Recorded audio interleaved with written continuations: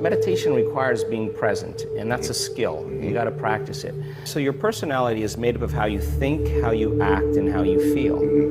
So the present personality who's watching this show has created the present personal reality called their life. It means then if you want to change your life, your personal reality, that means fundamentally you have to change your personality. That means you have to start thinking about what you've been thinking about and change it. You have to begin to become aware of your unconscious habits and behaviors and modify them. And then you have to look at certain emotions that keep you anchored to the past and decide if those emotions belong in your future. And I think after all these years, Ed, I think that most people try to create a new personal reality as the same personality, and it doesn't work. You know, you literally have to become someone else. So the process then, most people, they're thinking the same thoughts, they're making the same choices, they're demonstrating the same behaviors, they're creating the same experiences that stamp the same networks of neurons into the same patterns, all for the familiar feeling that they call themselves. And if you keep doing that over and over again, there's a principle in neuroscience that says that nerve cells that fire together wire together. So people begin to hardwire their brain into a very finite signature, into these automatic programs. Turns out by the time we're 35 years old, we become a set of memorized behaviors, emotional reactions, beliefs, perceptions, unconscious attitudes that function just like a computer program. So when people want to change, they're using 5% of their conscious mind, and they can think positively all they want, but the programs are running subconsciously telling them that they're negative. So the only way to do that then is to get into the operating system. And getting into the operating system of that, where those programs exist, requires then people beginning to do some inward work. If you sit down and you disconnect from your outer world, you close your eyes, we play some music in the background, you sit your body down and not smelling anything or tasting anything or experiencing anything or feeling anything, and you're not thinking about or anticipating the future or remembering the familiar past, that moment, that elegant moment where you fall into the present moment is where the master know how to do it. And if you give them that sound scientific information, I now know that if I can speak it in a way that nothing is left to conjecture, nothing is left to superstition, nothing is left to dogma. They know exactly what they're doing and why. And the moment you know the what and the why, the how starts to get easier. So I will deliver concepts, ideas, mix different forms of science to create a model of understanding. And I now know that if that person, as I develop this model of understanding, can explain that model to someone else, they're wiring it in their brain. They're installing the hardware. If they can't explain it, it's not wired in their brain, and they're not going to believe that they can do it. So if they can turn the person next to them, between the two of them, and build a model of understanding, they're making their brain fire in new sequences and new patterns and new combinations. They're changing their mind. Mind is the brain in action. If I keep reminding them of what they're learning, nerve cells that fire together wire together. They're installing the circuitry. Now, the next step is to provide the environment and give them the proper instruction to get their behaviors to match their intentions, to get their actions equal to their thoughts, to get their mind and body working together. If they do, they're going to run into a new experience. Now, the crazy thing about the experience is learning is making new synaptic connections. That's what learning is. Research shows that you pay attention and learn something new and you repeat it just for an hour, you're going to double the number of connections in your brain. That's a lot, 1,600 to the 3,200 connections. That's a lot of extra connections. But if you don't review it, if you don't think about it, if you don't repeat it, those circuits prune apart within hours or days. So if learning is making new connections, then remembering is maintaining and sustaining those connections, and you got to review it. It's so much easier to forget than remember when it comes to this stuff, and it's a constant process. So then, if they can get their behaviors to match their intentions and they have a new experience, experience enriches the philosophical circuits in the brain, but when those neurons string into place, the brain makes a chemical. And that chemical is called a feeling or an emotion. When you start feeling unlimited, when you start feeling worthy, when you are having an experience that causes you to be more in love with life, it is that chemical release from the limbic brain that teaches your body chemically to understand what your mind has intellectually understood. So if knowledge is for the mind, experience is for the body, and in that moment the person's embodying the truth of that philosophy. And now they're selecting and instructing new genes from the experience because the chemistry that's coming from the environment is information. And so genes make proteins, and all of a sudden they start wearing a different body. Repeat it over and over again. Do anything over and over again. Neurochemically, you'll condition your mind and body begin to work as one. Do it enough times, now your body will know better than your conscious mind. Now it's innate in you. Now it's second nature. Now it's simple. Now you know that you know. You may not know how you do it. You don't know how, but you can do it because it's subconscious now. So now that implicit memory, now you're mastering that knowledge. You're mastering the philosophy. You're becoming the knowledge. You're embodying it so much so that it's automatic, it's effortless, it's easy. So when we started looking at people's ability to regulate their brainwaves, we just published the paper, it just got released yesterday. Our students in our community can do it in 4 seconds, 5 seconds, 9 seconds, 11 seconds. It's not like, hey, I'm getting to the divine ahead of you. It's just like they've done it so many times, like it's like driving a stick shift. It's not a difficult thing, but they practiced and they came up against their blocks. They came up against their limitations. They came up against their frustrations. They came up against their analytical mind, and I want them to in a week-long event, because if not now, when? Now is the new later, and let's do it now, right? Yes. So then what we learned when we started studying brains, well, we were doing pre and post measurements, and we've got thousands and thousands of brain scans.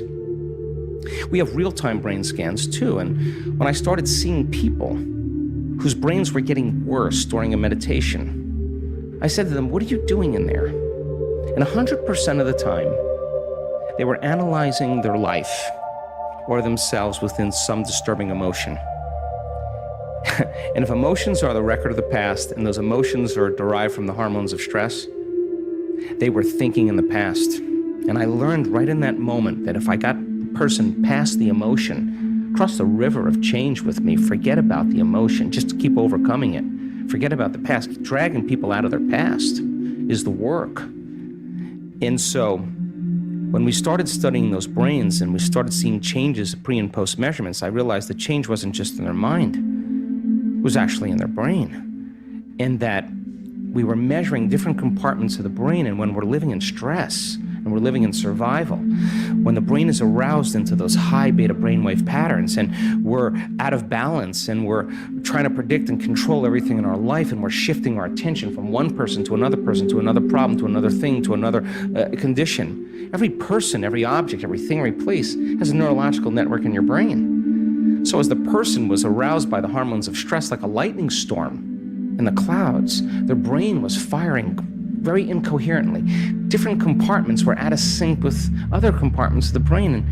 And if your brain is incoherent, you're incoherent. And if your brain isn't working right, you're not working right. So if it requires a clear intention and elevated emotion to begin to change reality, and you have an incoherent brain, what kind of signal are you sending out into the field? Pretty static. In fact, better way to say it is you have no Wi-Fi signal. You have you're separate. And the hormones of stress create separation. And when you're sitting in a staff meeting and you're looking at that person and you just want to punch them in the head, or you want to throttle them in some reason, or you're angry on traffic and you're turning on those hormones, you're stepping on the gas. But at the same time, you can't fight, you can't run, you can't hide, you're stepping on the brake. You step on the gas and the brake at the same time, your heart starts beating incoherently and energy leaves the brain and heart. We've seen this so many times.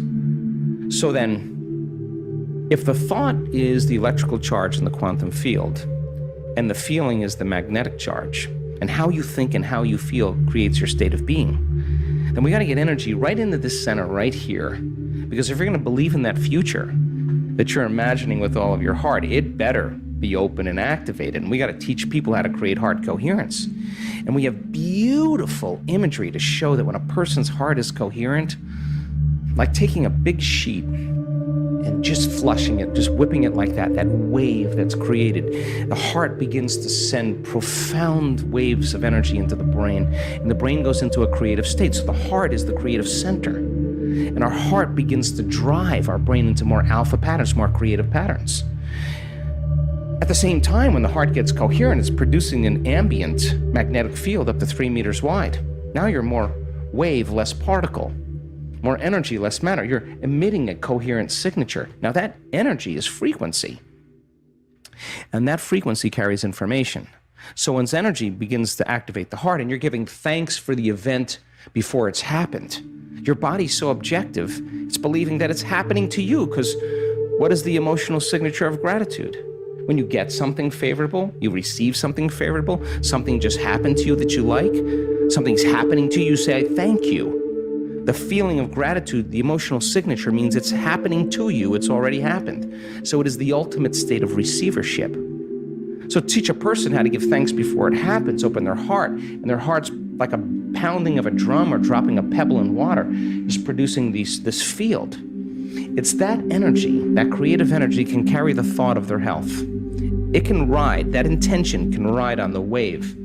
That could be wealth, new relationship, suffering. And the energy does not carry the thought of health. It carries a different set of thoughts. So people say to me, well, I can't open my heart. Well, I ask them, well, what do you practice feeling all day long anyway?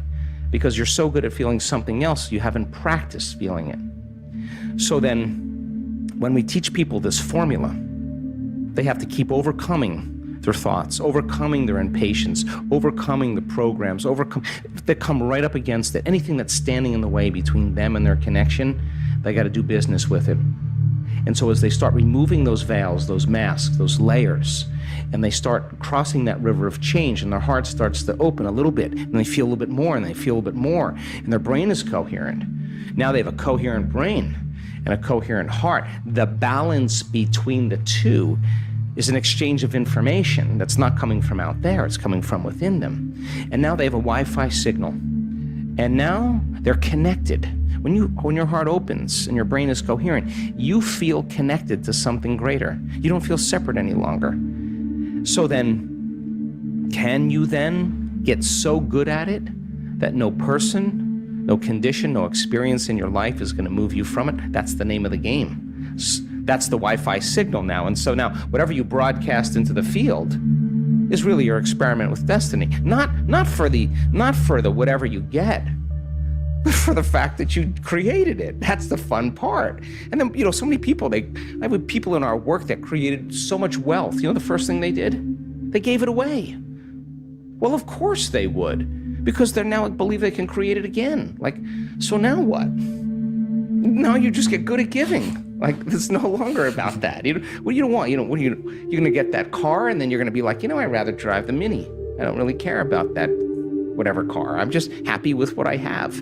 So when you're at that point where you're so whole that you don't care what people think about you, when you're so happy with yourself that you're free, you don't care what you look like, you're just happy with you, man, that's freedom for people. That's so much freedom. So it brings me great joy to witness transformation. And that formula then, I always tell people, don't work on your healing. Work on learning the formula.